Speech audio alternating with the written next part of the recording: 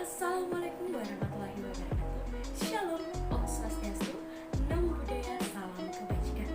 Yang terhormat kepada Bapak Dr. Anda Sukarin Nuryanto MPD, yang terhormat Ibu Dr. Anda Desilina DAARI, SPD MSN, selaku dosen pengampu pada mata kuliah Mikro pada kelas bagian B. Di sini saya akan memaparkan terkait dengan rencana pelaksanaan pembelajaran yang saya buat pada kelas 1, tema 3 tentang kegiatanku, subtema 1 kegiatan pagi hariku pada pembelajaran pertama. Di sini RPP tersebut disusun dan dirancang oleh saya sendiri yang bernama Ingrid dengan NIM 14014190028 dari Rombol A angkatan 2019, jurusan Pendidikan Guru Sekolah Dasar, Fakultas Ilmu Pendidikan Universitas Negeri Semarang.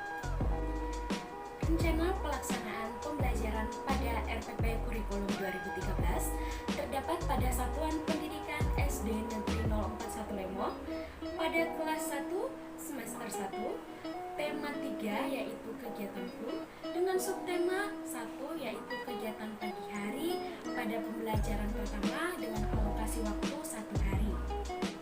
Dari RPP ini terdapat bagian A yaitu kompetensi inti.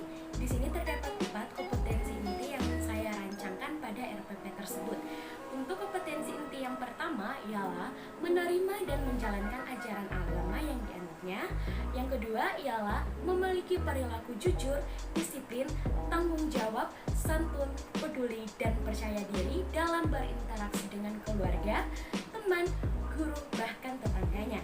Untuk kompetensi inti yang ketiga ialah memahami pengetahuan faktual dengan cara mengamati. Dalam mengamati ini seperti mendengar, melihat, membaca, dan menanya yang berdasarkan rasa ingin tahu tentang dirinya, makhluk ciptaan Tuhan dan kegiatannya, serta benda-benda yang dijumpainya di rumah, bahkan di sekolah, serta di tempat bermain. Untuk kompetensi inti yang keempat ialah menyajikan pengetahuan faktual dalam bahasa yang jelas, sistematis, dan logis, dalam karya yang estetis, dalam gerakan dan mencerminkan anak yang betul-betul sehat, dan dalam tindakan yang mencerminkan perilaku anak bermain dan berakhlak mulia. Di sini untuk struktur RPP yang kedua ialah kompetensi dasar dan indikator. Nah, dalam kompetensi dasar dan indikator ini terdapat 3 muatan pelajaran. Yang pertama muatan pelajaran Bahasa Indonesia, yang kedua ialah muatan pelajaran pada PPKN, serta yang ketiga ialah muatan pelajaran pada SBDP. Nah, untuk MUPEL Bahasa Indonesia terdapat kompetensi dasar serta indikator, dan di mana kompetensi dasarnya melalui 3.7, yaitu kompetensi dasar mengenal kosakata yang berkaitan dengan peristiwa siang dan malam melalui teks pendek berupa gambar, slogan sederhana, tulisan, dan atau syair lagu. Untuk indikator yang harus dicapai ialah 3.7.1 ialah menyusun kosakata tentang kegiatan pagi hari sebagai bagian dari peristiwa siang dan malam yang tepat sesuai dengan gambar. Untuk kompetensi dasar 4.7 ialah menjelaskan kosakata bahasa Indonesia dan ejaan yang dapat terkait peristiwa siang dan malam dalam teks tulis dan gambar. Untuk indikator yang harus dicapai ialah 4.7.1 ialah menuliskan kosakata terkait kegiatan pagi hari sebagai dari peristiwa alam. Untuk muatan pelajaran yang kedua ialah muatan pelajaran PPKN dengan kompetensi dasar yang pertama ialah 3.1 memahami simbol sila-sila Pancasila dalam lambang negara Garuda Pancasila. Indikator yang harus dicapai ialah 3.1.1 menyebutkan rumusan bunyi sila-sila Pancasila. Untuk kompetensi dasar yang kedua terdapat pada 4.1 melakukan kegiatan yang sesuai dengan sila-sila Pancasila dalam lambang negara Garuda Pancasila. Indikator yang harus dicapai ialah 4.1.1 melafalkan bunyi sila-sila dalam Pancasila. Untuk muatan pelajaran SBDP, yang pertama kompetensi dasarnya terdapat pada 3.2 yaitu memahami elemen musik melalui lagu. Indikator yang harus dicapai ialah 3.2.1 membedakan panjang pendek bunyi dalam sebuah lagu. Untuk kompetensi dasar yang kedua terdapat pada 4.1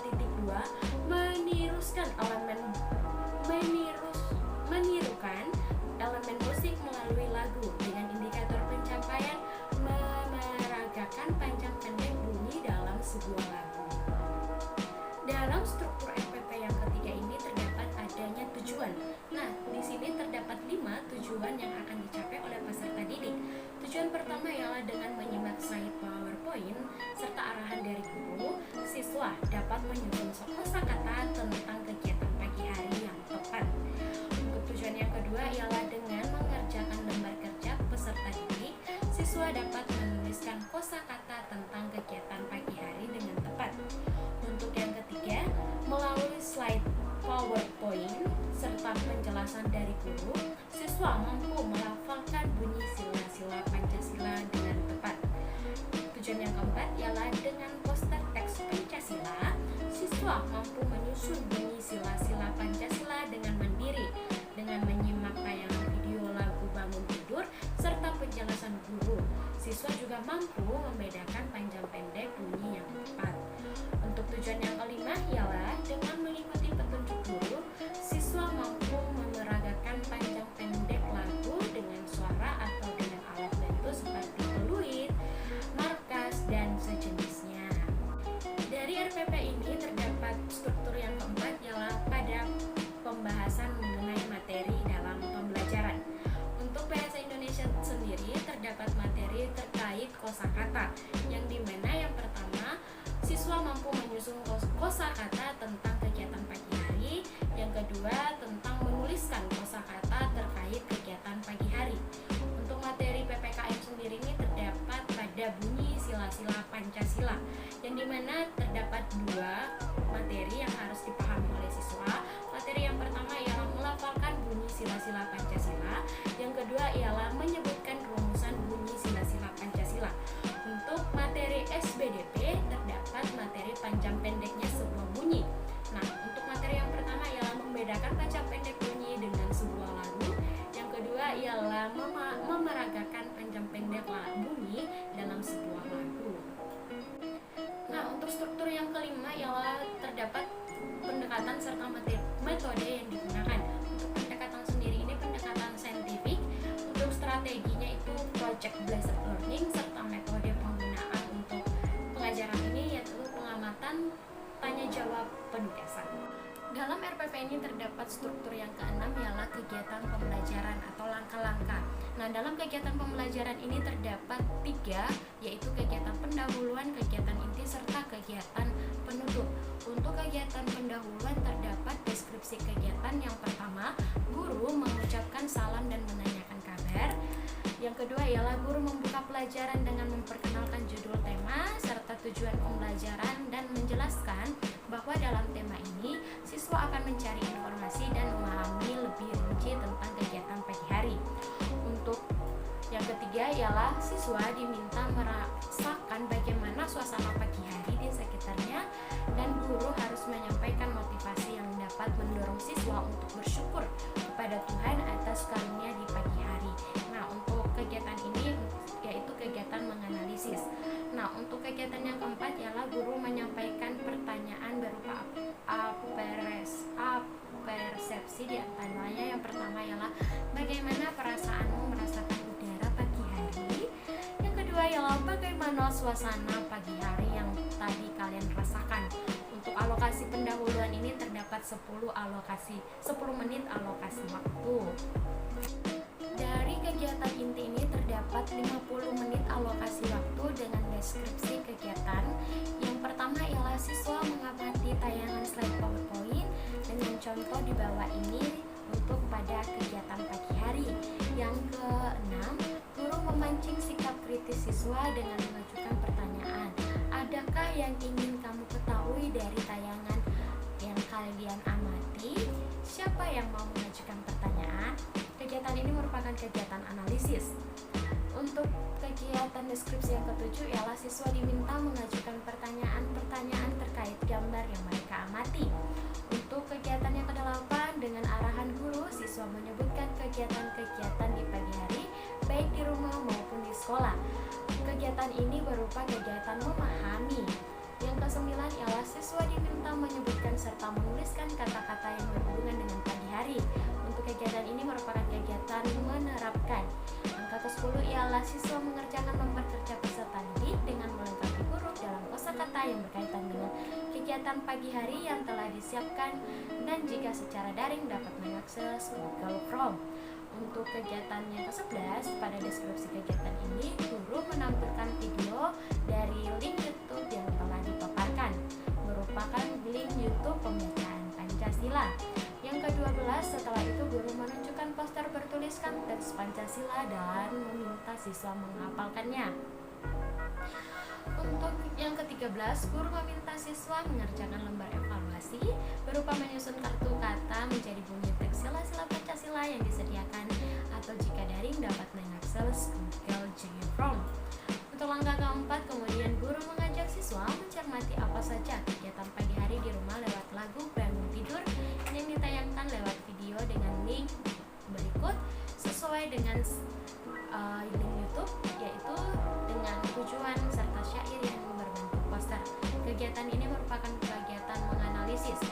Untuk langkah ke-15, siswa mencermati perbedaan panjang pendek bunyi pada lagu tersebut. Guru menunjukkan bagian syair lagu, mana yang dibunyikan pendek dan mana yang dibunyikan panjang. Kegiatan ini merumuskan masalah. Untuk langkah ke-16, dengan menggunakan alat bantu seperti peluit, marakas, dan atau tamborin, guru melatih siswa memarakakan bunyi pendek dan bunyi panjang dalam sebuah lagu. Kegiatan ini merupakan kegiatan mengkreasi serta tahap berkarya. Untuk langkah ke-17, guru mencontohkan dengan menggunakan peluit perbedaan panjang pendek sebuah bunyi. Untuk itu, yang ke-18, siswa diminta memeragakan secara mandiri dan jika secara daring merekam dan mengirimkan rekaman video lewat WhatsApp. Nah, kegiatan ini merupakan tahap komunikasi. Untuk kegiatan yang ketiga ialah kegiatan penutup yang dimana terdapat 10 menit alokasi waktu dengan kegiatan deskripsinya. Yang pertama ialah siswa menyimpulkan bagaimana suasana pagi hari. Yang kedua ialah siswa menyimpulkan kegiatan apa saja yang dilakukan di pagi hari. Yang ketiga ialah siswa melafalkan lagi teks Pancasila. Yang keempat, siswa diberikan kesempatan berbicara ataupun bertanya. Yang kelima ialah guru memberikan umpan balik. Untuk susunan struktur RPP yang ke-7 ialah penilaian sikap. Nah, di sini terdapat lembar pengamatan ketika pembelajaran berlangsung dan cara berkomunikasi di WhatsApp.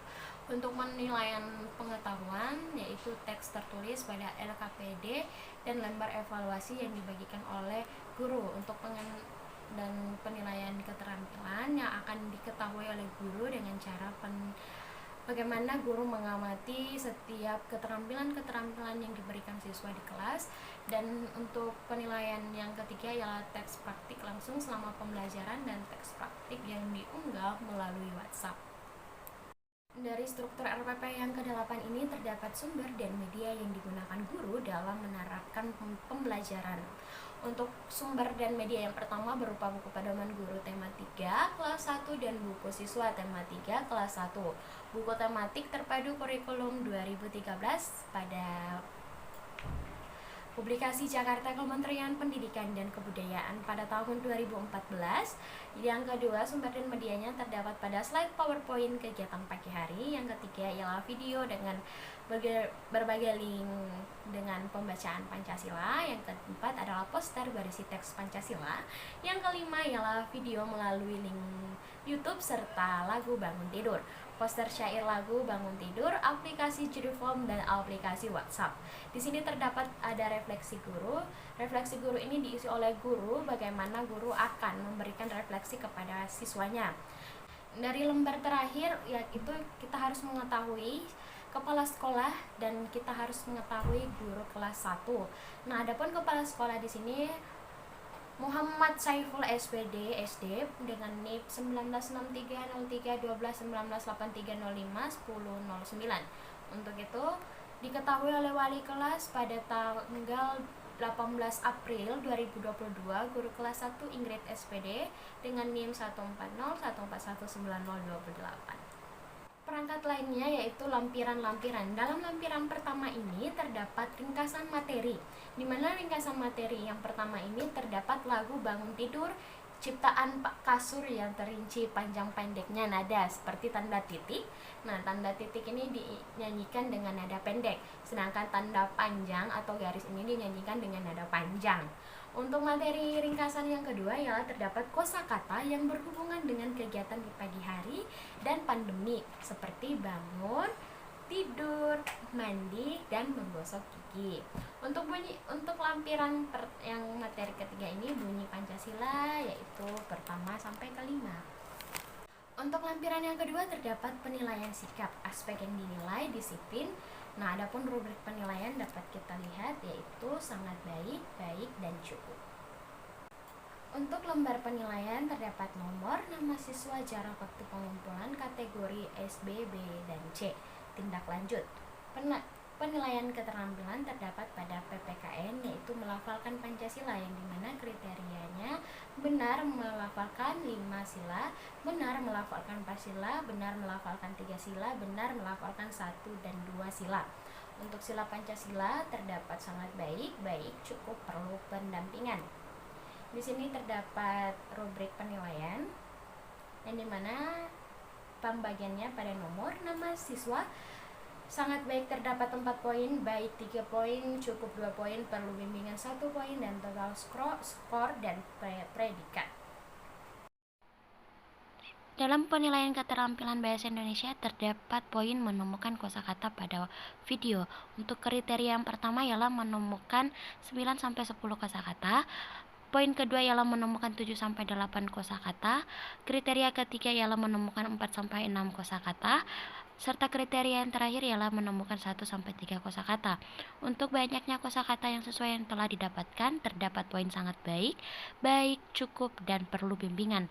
Kita dapat melihat rubrik di bawah ini dengan nomor, nama siswa. Poin pertama sangat baik 4, poin kedua baik 3, cukup 2, perlu bimbingan 1, total skor, serta predikat. Untuk materi SBDP ini sendiri terdapat menyanyikan lagu dengan ketetapan panjang pendeknya nada. Untuk kriterianya ini terdapat menyanyikan panjang pendek bunyi tanpa salah, atau menyanyikan lagu ini full dengan dari bait pertama sampai bait terakhir. Yang kedua kriterianya menyanyikan panjang pendek bunyi 1-2 syair. Yang ketiga menyanyikan panjang pendek bunyi 3-4 syair, serta menyanyikan panjang pendeknya bunyi lebih dari 1 syair. Untuk menyanyikan lirik lagu Bangun Tidur terdapat poin sangat baik 4, baik 3, cukup 2, perlu pendampingan. Untuk rubriknya dapat kita lihat terdapat pada nomor, nama siswa, sangat baik 4, baik 3, cukup 2, perlu bimbingan, serta total, serta adanya total skor dan predikat. Untuk selanjutnya yang terakhir ialah adanya keterangan, di mana keterangan ini adanya perhitungan dari nilai dan predikat. Skor akhir sama dengan jumlah perolehan skor skor maksimal dikali 100.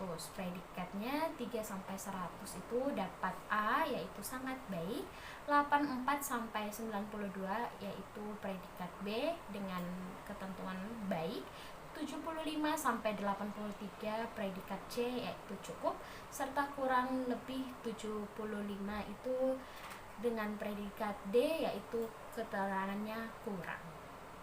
Baik, itu tadi RPP yang saya rancangkan dari RPP Kurikulum 2013 untuk kelas 1, tema 3, subtema 1, pembelajaran pertama.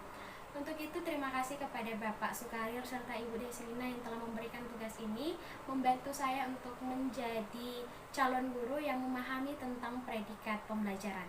Sekian video dari saya, kurang lebihnya mohon dimaafkan, saya masih membutuhkan bimbingan dari Bapak dan Ibu.